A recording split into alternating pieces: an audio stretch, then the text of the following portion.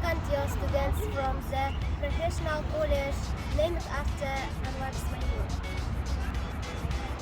Today we came to Shymkent Zoo for an excursion as part of college organized summer camp. As we explored the zoo, will you have fun facts about some zoo animals. We hope you will enjoy it.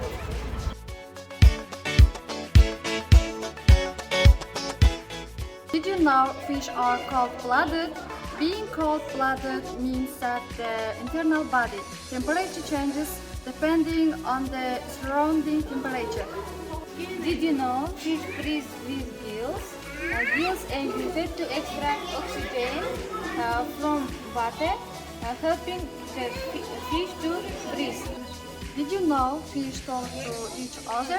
Fish use acoustic sounds to communicate, sharing information about things like eating habits and mating behaviors.